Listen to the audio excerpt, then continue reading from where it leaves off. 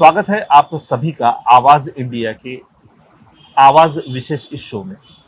मैं ओमराज सरदार और हमारे साथ में जगजीत सिंह जी है। जगजीत सिंह जी, आपका बहुत बहुत स्वागत हमारे आज के इस शो में। ये एक बहुत अच्छे वक्ता है, बहुत अच्छे अभ्यासक है। जगजीत सिंह जी, हाल फिलहाल में देश की स्थिति कुछ ऐसी है कि देश में एक अभियान चल रहा है कि देश का नाम बदल दिया जाए। एक तरफ हम लोग इस देश को हिंदुस्तान हिंदुस्तान कहते हैं, जबकि हिंदुस्तान ये देश का नाम नहीं है, पर फिर भी नाम बदलने की बात चल रही है। इस विषय में आप क्या कहेंगे? देखिए, बहुत दुख होता है जब ये सब सामने बात आती है। मैं एडवोकेट नहीं, मैं सिविल इंजीनियर हूँ। देश का नाम भारत और इंडिया जब रखा गया था 1949 सितंबर में, तो बहुत चर्चा होकर के रखा गया था। उस वक्त के हालात देख करके रखा गया था। उस वक्त हिंदू मुसलमान के झगड़े हुए थे, देश के अंदर पार्टीशन हुआ था, देश में नया संविधान बन रहा था, बहुत सारी बातें हुई थी और उसके अंतर्गत किसी को भी उसका दुख ना पहुंचे, कोई तकलीफ ना हो, इसलिए ये कहा गया था कि India Bharat, that is Bharat, ऐसा नाम सबकी सहमति से उस पर चर्चा करके उसके ऊपर में सबके मंशा लेकर के पार्लियामेंट के अंदर में ये अडॉप्ट किया गया था।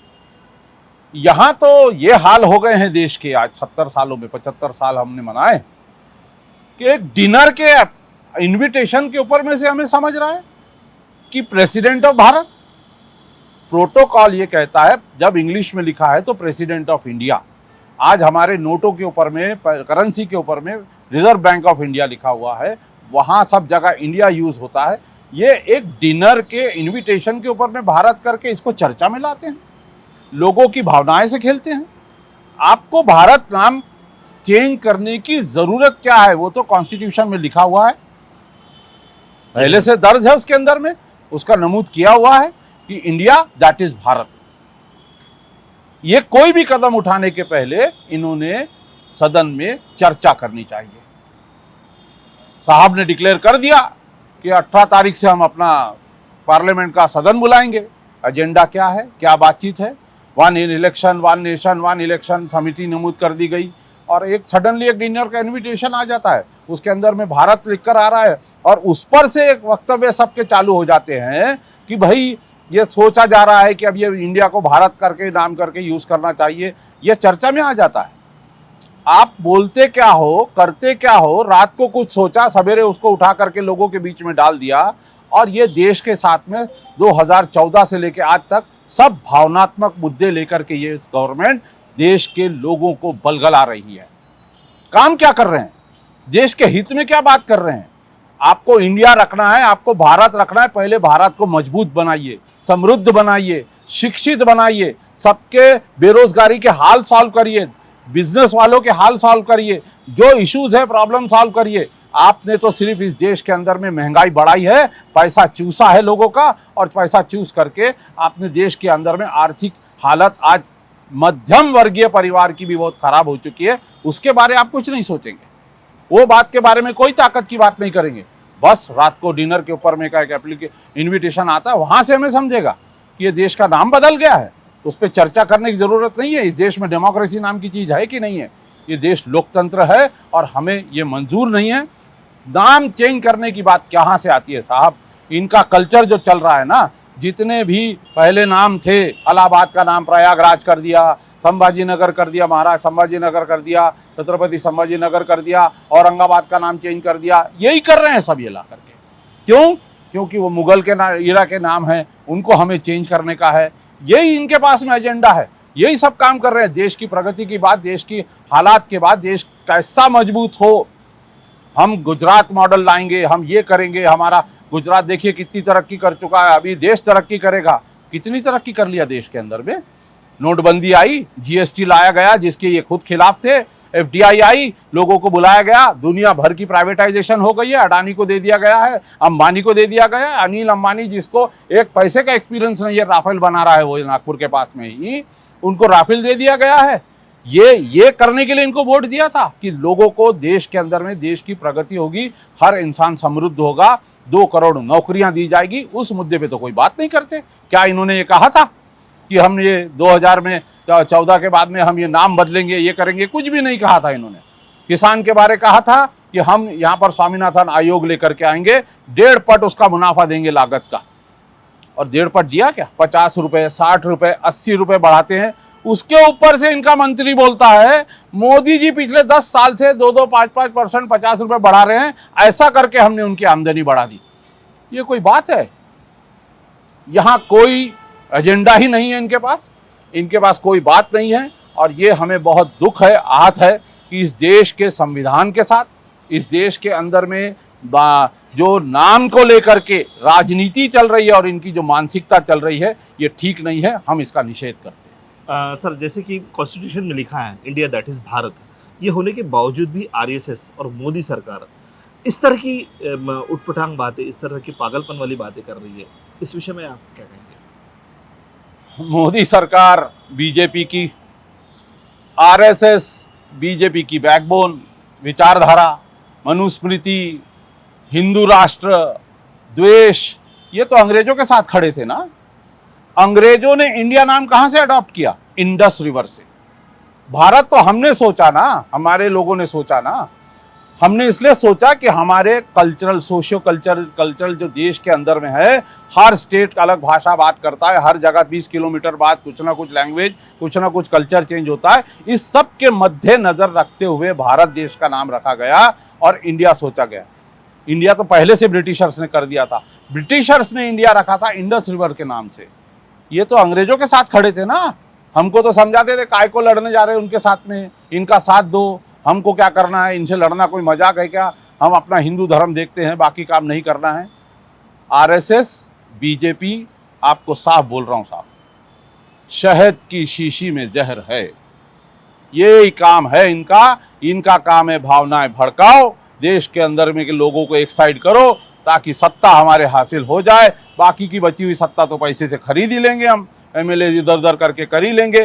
तो इन्होंने देश का ताना बाना खराब किया है और ये फिर से देश के भावनाओं के साथ खेल रहे हैं। इनकी मानसिकता ठीक नहीं है। अब इंडिया, क्योंकि एक गठबंधन बन गया है अपोजिशन पार्टी का, उन्होंने नाम इंडिया रख दिया। उस नाम के अंदर इतनी ताकत है, उससे ये बौखला गए हैं और ये बौखला करके ये उस इंडिया नाम भी, शब्द भी सुनना भी नहीं चाहते हैं। दुख है इस बात का। सर, अब तक का अगर हम लोग 70 साल 75 साल का इतिहास देखें तो हर बार इलेक्शन की अगर बात करते तो हर बार इलेक्शन अलग अलग जगह पर अलग अलग जगह होते थे और उसमें सालों साल लगते थे। लेकिन कहीं तो भी मोदी सरकार ने एक बात कही कि 1 नेशन 1 इलेक्शन।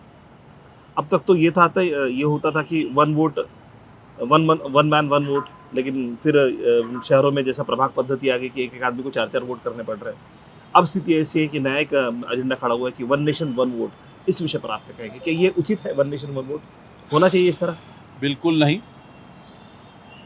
इनकी मानसिकता जो ये बोलते हैं ना, और उसके पीछे इनका क्या राज है, ये तो जब वो 1 नेशन 1 वोट का अगर प्रस्ताव पास हो गया, अगर लागू हो गया, तो हम देखेंगे कि ये क्या इसके अंदर में इनकी मानसिकता थी। 1 नेशन 1 वोट से बहुत ज्यादा जरूरी आज देश के अंदर में क्या पूरे देश के अंदर एक सारा गवर्नेंस है? क्या पूरे देश के अंदर में एक सारी की स्थिति है? कोई इलाका बहुत गरीब है, कोई इलाका बहुत समृद्ध है, किसी इलाके में सुविधाएं पहुंची नहीं है, कहीं के एक के घर में सुविधाएं चल रही हैं। जब पहले आप ये सब चीज बराबर कर लीजिए, देश की शिक्षित हो जाए जनता, सबको स्वास्थ्य का इलाज का रास्ता मिल जाए, सबकी समृद्धि आ जाए, गरीबी दूर हो जाए, किसानों के प्रॉब्लम सॉल्व हो जाए, रोजगार के प्रॉब्लम सॉल्व हो जाए, देश का इंसान थोड़ा सांस ले सके, विचार करे, फिर देश के सामने विचार रख करके फिर करिए ना आप क्या करने का है। आपको 1 इलेक्शन और 1 नेशन 1 इलेक्शन सिर्फ इसलिए करने का है क्योंकि कहीं ना कहीं ईवीएम मैनेज करने की बात है।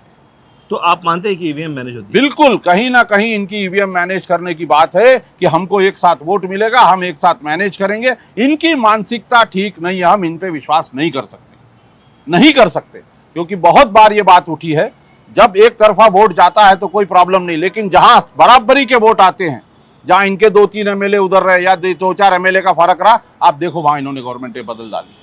वहां ईवीएम मैनेज करके ही काम किया हुआ है। हजारों इल्जाम लग चुके हैं। वामन मेश्राम जी बहुत बड़ा उसके पीछे चला रहे हैं, पूरा अपना यंत्र चला रहे हैं कि किसी तरीके से ईवीएम को बैन किया जाए। जिन कंट्रियों ने ईवीएम बनाया है वो कंट्री बैलेट पेपर से वोटिंग कर रही है, वो लोग तो ईवीएम यूज नहीं कर रहे हैं। लेकिन वो उसके बाद भी हमारे देश में ईवीएम में, और ये अभी भी टेस्टिंग चालू है कोई ईवीएम की, अभी टेस्टिंग करने के बाद में इन लोग ये नया चिप बिठा रहे हैं उसके अंदर में, और वो चिप बिठा करके अभी ये टेस्टिंग फाइनल करके उसको अगले इलेक्शन में लागू करने वाले। क्या मानसिकता है इनकी इसके पीछे में, ये तो वक्त बताएगा। लेकिन आज वन नेशन वन इलेक्शन से ज्यादा जरूरी है इस देश के अंदर में एक समान सबको समृद्धि मिले, एक समान सबकी तरक्की हो, एक समान सबकी बात हो, एक समान एजुकेशन मिले, इलाज मिले और हर मूलभूत सुविधा मिले जो देश के वासियों को मिलना चाहिए। इलेक्शन कोई बहुत बड़ा बात नहीं है, इलेक्शन करवाना, वन नेशन वन इलेक्शन करवाने की ये बिल्कुल बात ठीक नहीं है। इनके पीछे इनकी मानसिकता गलत है। तो मतलब इनको कहीं तो भी आपका कहना है कि इनको डर है उस चीज़ का कि आने वाले 2024 में इन्हें शायद कुछ ज़्यादा खामियाजा भुगतना पड़े, बिल्कुल, उस वजह से ये वन इलेक्शन वन वोट कर रहे हैं। बिल्कुल, मैं आपके चैनल के माध्यम से लोगों से अपील करना चाहूंगा कि इस बार 2024 में ये सरकार को उतारना होगा, इनको वापस 2 MP पे लाकर रखना होगा, वरना इस देश के अंदर में शायद हम ठीक से जीना भी मुश्किल हो जाएगा। लेकिन कहीं तो भी एक बहुत बड़ा वर्ग है जो इनके बहुत ज़्यादा फेवर में है, भले ही आप हमारे चैनल के जरिए अपील कर रहे हैं, उन तक उनकी मानसिकता सुधारने के लिए तो वो शायद ही मुमकिन बात नहीं है। उनको अंधभक्त बोलते हैं हम लोग। अब वो अंधभक्त को भी तकलीफ हो रही है। पेट्रोल मेरे को सिर्फ 110 रुपए लीटर में नहीं मिल रहा है, उनको भी मिल रहा है। 1200 का सिलेंडर मैं ले रहा हूँ, 1200 का सिलेंडर वो भी ले रहे हैं, लेकिन वो अंधभक्त है, इसलिए उनको सहन करना पड़ रहा है। तकलीफ उनको भी है, बिजली का बिल उनके भी घर में ज्यादा आ रहा है, बिजली का बिल मेरे भी घर में ज्यादा आ रहा है, लेकिन मुझे तकलीफ है, वो आवाज नहीं उठा सकते क्योंकि वो उधर बैठे हुए हैं। जातिवाद, धर्मवाद, द्वेष इतना बढ़ा दिया है आदमी इंसान के अंदर, समाज के अंदर में, कि वो अपने मूलभूत अधिकार तक भूल गया है।